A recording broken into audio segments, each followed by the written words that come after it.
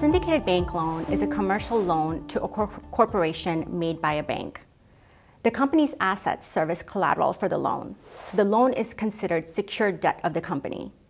The bank holds onto a piece of the loan and sells off the rest of it to other parties. The buyers of the pieces of that loan then become lenders to the borrowing company. Bank loans are important because loans coupons are tied to interest rates, like LIBOR or Prime. Because they are floating rate instruments, they can be a good way to reduce interest rate risk. They are also senior in priority of payments in case of a default or a bankruptcy. Bank loan agreements contain certain protections that help safeguard the lender's collateral. Syndicated bank loans also come with risks. Without debt cushions underneath the loans, loan recoveries in default scenarios could be lower than what you would expect. Protections offered to lenders under credit agreements have also been waning lately. Lastly, borrowers of bank loans can pay back loans with minimal penalties, which result in reinvestment risk for lenders. Since bank loans are secured debt of the company, they sit on top of a company's capital structure and have first priority in payment in case of a default. That is, cash from assets goes to pay loans first, then unsecured bonds, and then to the equity holders.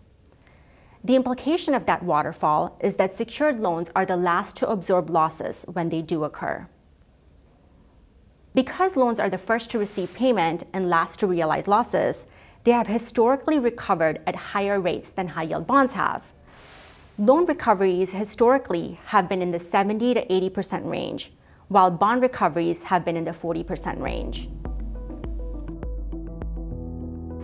A covenant is a condition that is stipulated in a credit agreement between the borrower and the lender. Affirmative covenants are things that a borrower must do. So things like a borrower must report financial statements after a certain amount of time, or a borrower must pay taxes. Negative covenants are things that a borrower cannot do. Examples are a borrower cannot do M&A in excess of a certain amount without getting consent from the lender, or a borrower cannot pay a dividend to a shareholder without getting a consent from a lender. Financial maintenance covenants are those that require a borrower to meet certain financial metrics at certain time periods, such as a borrower must meet debt to EBITDA level of 4.0 by the end of this year. Compared to the last cycle, however, bank loans now offer reduced subordination and weaker covenants.